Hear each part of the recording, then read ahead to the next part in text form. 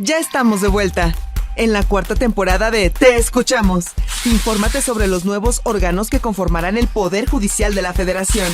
¿Quiénes serán sus integrantes? ¿Cuáles serán sus funciones? ¿Y cómo impactará su trabajo en el sistema de impartición de justicia?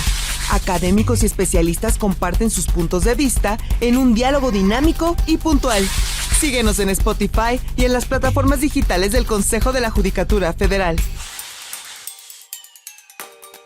Bienvenidas y bienvenidos a este espacio del Consejo de la Judicatura Federal. Soy Verónica González y en este episodio nos acompaña Luis Pereda. Él es doctor en Derecho, especialista también en Derechos Humanos. Estás en la Barra Mexicana Colegio de Abogados, eres integrante del Consejo Directivo, ¿cierto? Así es, Verónica, muchísimas gracias por la invitación. Gracias a ti por aceptar. Cuéntanos.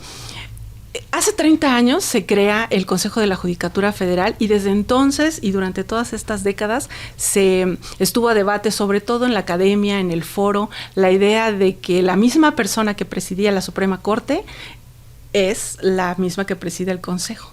Ahora, a partir del 1 de septiembre tenemos un nuevo órgano de administración judicial. ¿Quién lo va a presidir y qué observas tú, qué ventajas o qué desventajas?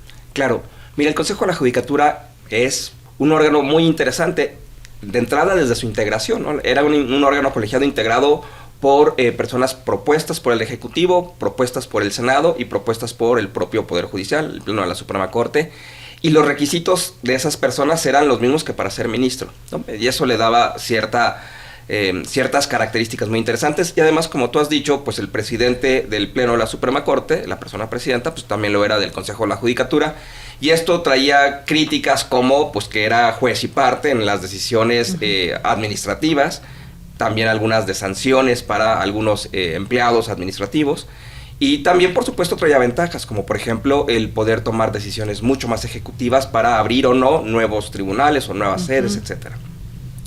Ahora, ¿qué va a suceder? Pues este órgano de administración estará integrado por 5 personas, durarán en su cargo 6 años, y la presidencia es rotativa con un periodo de 2 años a partir de una tómbola. Es decir, pues no va a haber consensos, no va a haber acuerdos, sino va a haber suerte para saber quién va a ser la persona que va a presidir o no ese órgano de administración.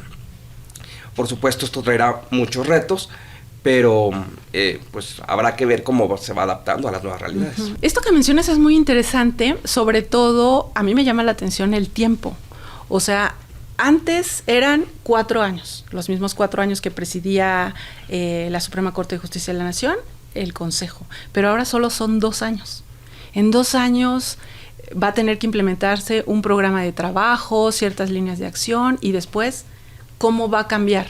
O sea, les va a tocar a todos, en teoría, ¿no? Pues claro, has dado en el clavo, es decir, probablemente 2 años es muy poco, es decir, no es ni una presidencia municipal, las presidencias municipales duran 3 años, no es ni una legislatura, las legislaturas duran 3 años, y no hay posibilidad de reelección. Entonces, pues sí, lo que pueda hacer en 2 años lo hará, y eso incluye una curva de aprendizaje, por supuesto. Y tú lo dices muy bien, hay muchos temas relacionados con la administración, y esto es importante. A lo mejor a muchas personas les parece poco atractivo o poco glamuroso encargarse de la administración, pero si me lo permites, es ahí donde está el verdadero poder. Es pues salarios, es plazas, es espacios, es recursos materiales, es recursos tecnológicos, es recursos financieros. Ahí es donde está la capacidad de hacer o no hacer. Déjame dar un dato también importante. El órgano de administración será el que esté vinculado a través de su secretario ejecutivo con el Tribunal de Disciplina. Entonces, pues este ejercicio de la sanción a un juzgador, pues puede venir por ahí, por el propio órgano de administración.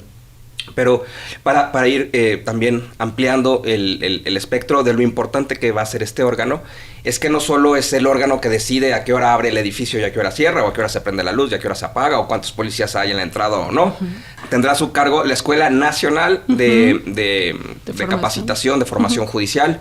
Tendrá también, por supuesto, al IFECOM, que es el órgano de concursos mercantiles. En fin, tendrá una serie de órganos auxiliares que son enormes y que es donde termina la puerta de entrada a la justicia. Si ese órgano no existe, no sirve, no funciona, pues todo lo sustantivo del derecho se pierde. Entonces, sí, yo creo que el Consejo, el nuevo órgano de administración del Poder Judicial, sí es muy importante. Y además, pues su inicio está todavía en análisis y en discusión, me explico, con el transitorio sexto de la reforma a la Constitución, esta que cambió al Poder Judicial, pues se establecía que el actual Pleno de la Corte iba a decidir quiénes serán los integrantes, o por lo menos los 3 integrantes de este órgano de administración de parte del Poder Judicial. Y ahora será la nueva integración, ¿no? Aparentemente, sí. Cuando mencionas el tema de los órganos auxiliares, quien presida este órgano de administración judicial será el encargado de nombrarlos. Para esto va a necesitar el consenso de sus otros integrantes del órgano. Bueno, esa es una gran pregunta. Uno esperaría que sí, entre otras cosas, porque pues ese nombramiento podría solo durar los 2 años de su presidencia y tener un instituto, por ejemplo, de la Defensoría que cambia de titular cada 2 años, pues no es buena idea. Entonces creo que sí, va a estar obligado a tener consensos. Y es que creo que mucho va a estar vinculado también, insisto, al Tribunal de Disciplina Judicial y este juego de fuerzas que eventualmente va inevitablemente terminar teniendo con la Suprema Corte y las presidentas o los presidentes de la Suprema Corte, que también serán rotativos, que también serán de 2 años. Y entonces, hoy en día, por ejemplo, ya se puede saber, simplemente por el número de los votos, quiénes serán las 3 primeras personas que van a presidir la Suprema Corte. Entonces, ¿cómo va a jugar eso con el Tribunal de Disciplina Judicial y cómo va a jugar eso con el órgano de administración? Es un ejercicio político. Regresando un poco al tema de los requisitos, porque veníamos acostumbrados a que las personas que se nombraban por parte del Poder Judicial, pues eran personas de carrera judicial, ¿verdad? Jueces, juezas, magistradas o magistrados venían a integrar el Consejo. En el caso de los que nombraba el Senado o el Ejecutivo, también eran personas con cierta trayectoria y no relacionados con todos estos temas. En este caso ahora, ¿qué requisitos mencionabas tú? Bueno, esa es una gran pregunta y creo que es un acierto. Ahora el órgano de administración no necesariamente va a estar integrado por personas que estudiaron Derecho. Ahora el catálogo constitucional de personas que tienen que tener una carrera es más amplio y podría haber, y eso creo que es bueno, economistas, por ejemplo, o politólogos o contadores. Y eso es bueno, creo que es bueno. Es más, me parece que es un error pensar que solo los abogados le entienden al derecho y solo los abogados tendrían que administrar un órgano como este. Me parece que al contrario, que en la pluralidad de carreras, de conocimientos, de visiones, se puede encontrar un punto de equilibrio mucho más eficiente y mucho más eficaz. Insisto otra vez, no necesariamente los abogados somos los mejores capacitados para tomar decisiones presupuestarias. Entonces creo que está muy bien que haya este requisito. Y si me lo preguntas, creo que hasta este requisito constitucional, y me parece que hace todavía más sentido que el de los ministros, déjame decirlo así, o que el de los magistrados del Tribunal de Disciplina Judicial, donde hay un requisito de calificación mínimo en la carrera, pero pues no todos los planes de estudio están homologados. En fin, ahí con el tema de los promedios, incluso se vio en el INE debates alrededor de si había alcanzado o no había alcanzado las calificaciones mínimas, etcétera. Y eso no lo encontramos en el órgano de administración. Entonces creo que esos requisitos me hacen sentido, me parecen una buena idea.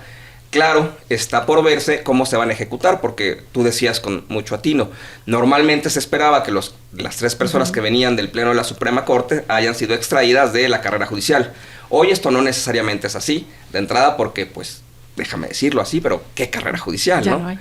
Y la otra es, pues, el Ejecutivo y el Senado pueden sacar personas, proponer personas, nombrar personas de cualquier lado. Entonces, pues esto también, esta curva de aprendizaje creo que se va a maximizar.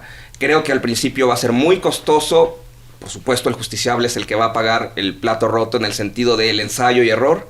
Por supuesto, esta rotación que has mencionado tú de 2 años en la presidencia también va a jugar mucho o en contra o a favor de los consensos, pero eso dependerá de cómo se orbitan los otros 2 órganos relevantes. Y por supuesto, la cantidad de atribuciones que se le dieron a este órgano pues son enormes. Otro ejemplo de la ya mencionada Escuela Nacional de Formación Judicial es que ahora tiene que capacitar a las fiscalías, que ni siquiera pertenecen al Poder Judicial, ¿no? Entonces se amplía a un grado enorme de atribuciones. No sabemos si con recursos o no. También hay que ver cómo termina sus finanzas en el sentido de, Bueno, estos fideicomisos ya se entregaron a la tesorería, los fideicomisos que tenía el Poder Judicial, los saldos pendientes que tenga con sus empleados que se retiren de acuerdo a la propia reforma constitucional. Y todas esas cosas como parte del órgano de administración judicial es lo que estará revisando, ¿no? Bien tú dices, ya no van a ser con este perfil de abogados porque quizás esta parte de la administración pues le vengan bien este tipo de especialidades, economistas, no sé. Se nos está terminando el tiempo, abogado, y quisiera que nos compartas en todo este contexto. Pensamos que es importante estar bien informados para hacernos una opinión de todo en general, ¿no? Recomiéndanos algo que podamos leer. Pues mira, yo creo que una lectura indispensable para entender la situación actual y los próximos años en materia de acceso a la justicia en el país, pues es el informe de la OEA, el informe que la Misión Especial de Observadores realizó ahora que fueron las elecciones judiciales en México, el 1 de junio, realizó un informe preliminar, vendrá otro informe, pero hoy en día ya existe y es de disponibilidad pública un informe de esta Organización de Estados Americanos. Yo creo que es importante leerlo para entender, para contrastar, para reflexionar y para explicarnos muchas de las cosas que vamos a ver en los próximos meses y en los próximos años. ¿Tú miras hacia el futuro una contrarreforma, más cambios para ajustar todo eso? ¿Todos los pendientes o todas las cosas que queden sueltas? Yo veo más cambios, sí. Yo veo más reformas, sí. Yo no veo una contrarreforma. Yo no veo algo que regrese en la próxima década a lo que conocíamos. Yo creo que no.